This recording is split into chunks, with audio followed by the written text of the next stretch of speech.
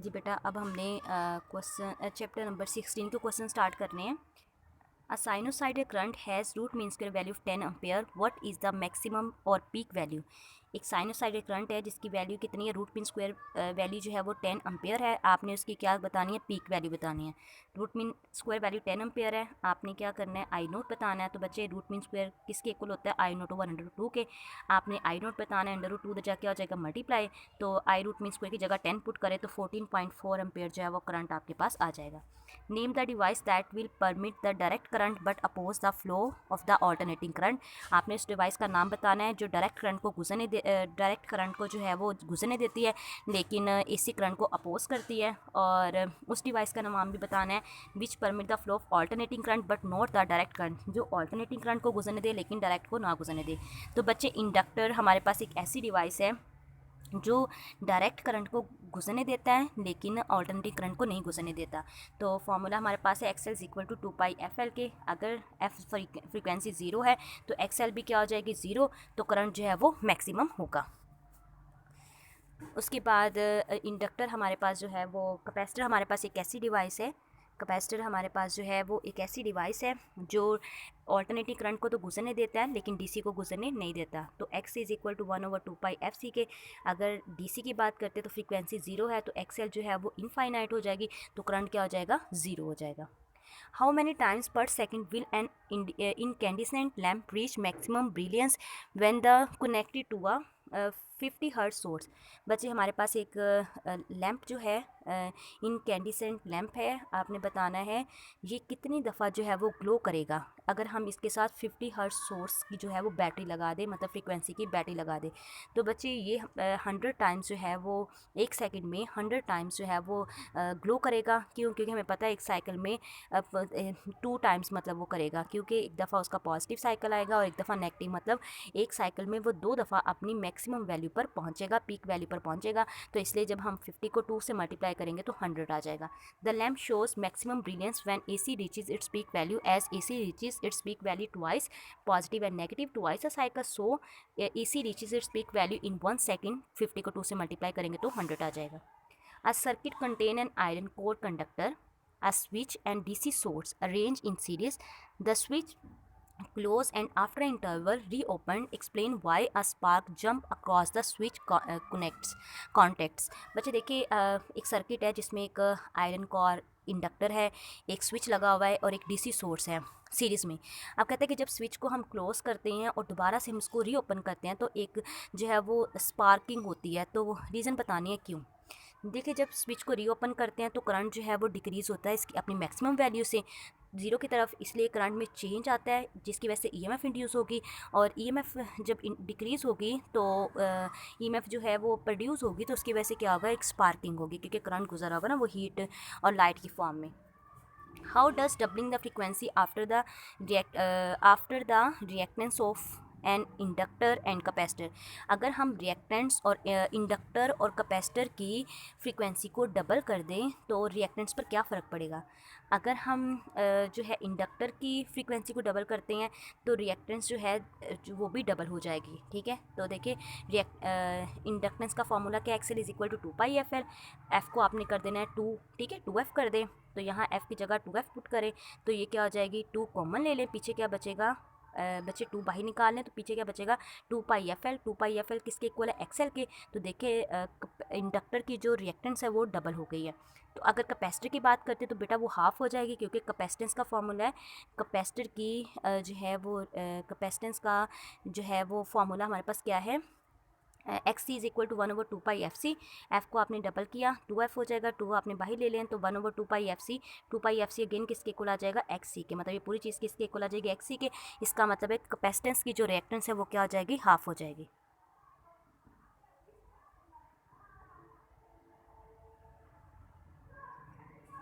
अब है in RL circuit will the current lag और lead the voltage. Illustrate your answer by vector diagram. RL circuit में मतलब resistor inductor circuit में current जो है वो लैग करता है या लीड करता है वोल्टेज को। तो साथ अपना मतलब वेक्टर डायग्राम भी जो आपने बनानी है। बच्चे जब आरएल सर्किट की बात करते हैं तो करंट जो है वो वोल्टेज को लीड करता है, तो करंट ने क्या करना है, करंट वोल्टेज को लीड करता है। तो इसलिए consider the vector diagram RL circuit, it is clear from diagram. ये देखें अलॉन्ग एक्स एक्सिस आपने जो है वो रजिस्टर का वोल्टेज लिया हुआ है और यहाँ आपने इंडक्टर का वोल्टेज लिया हुआ है, तो ये आपके पास जो है वो ये रूट मीन स्क्वायर वैल्यू आ जाएगी। तो थीटा निकालना है तो क्या आ जाएगा, V L over R, V L over V R, इसकी जगह आ जाएगा आई एक्स एल और ये आ जाएगा आई आर। तो रूट मीन स्क्वायर के साथ कट गया तो एक्स एल ओवर आर आ जाएगा। A choke oil placed in series, a choke oil, choke coil placed in a series. बच्चे ये ऑयल नहीं है, कॉयल है, एक चॉक है, कॉयल जो है वो उसको आपने सीरीज़ में रखा हुआ with electric lamp in an AC circuit cause the lamp to become dim. इसकी वजह से क्या होगा, लैम्प जो है वो डिम हो जाएगा।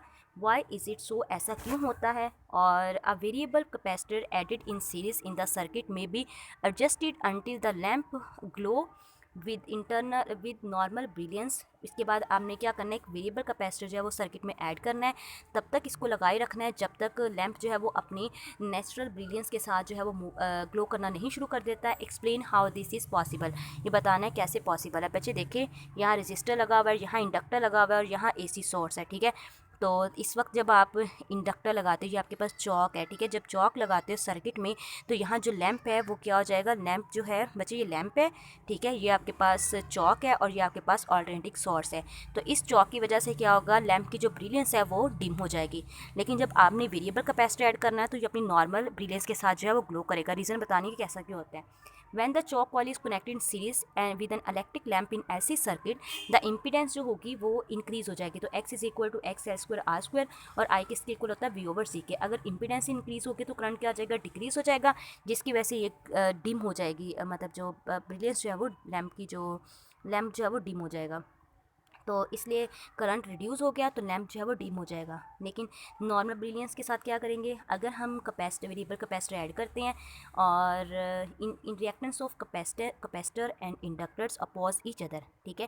कैपेसिटर और इंडक्टर की जो रिएक्टेंस है वो अपोज करती हैं। Thus when the variable capacitors is connected in series with inductor and adjusted until X is equal to X L, मतलब जब तक दोनों की इंडक्टेंस सेम नहीं हो जाती तो दे cancel each other, so impedance become minimum.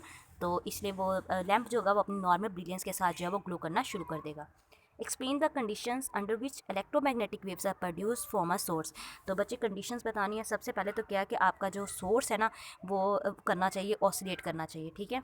Electromagnetic waves are generated when electric or magnetic flux like changing through a certain region of the space. This is possible only when electrical charges are accelerated by AC source, ठीक है। आपने electric और magnetic flux change करना है, ये तभी possible है अगर आपके पास क्या हो, एक्सेलरेटेड चार्जेस हों, ठीक है। तो सबसे पहले मतलब जो सबसे अहम चीज़ है वो इलेक्ट्रिकल जो है एक्सेलरेटेड चार्जेस हैं। तो आपने एक्सेलरेटेड चार्जेस लेने हैं और उसके थ्रू क्या करना है, इलेक्ट्रिक और मैग्नेटिक फ्लक्स चेंज करना है, जिसकी वजह से क्या होगा, जब देखिए electron in radio transmitting antenna vibrate, it produce and changing magnetic flux, this changing flux setup electromagnetic waves which propagate in space away from the antenna. क्या होगा, जब एंटीना के इलेक्ट्रॉन्स को आप क्या करते हो, एक्सेलरेट करवाते हो, उसकी वजह से क्या होता है, मैग्नेटिक फ्लक्स चेंज होता है। ये जो चेंजिंग फ्लक्स होगा वो इलेक्ट्रोमैग्नेटिक वेव्स इंड्यूस करेंगे, जिसकी वजह से ये इलेक्ट्रोमैग्नेटिक वेव्स है वो एंटीना से दूर मूव करेंगे।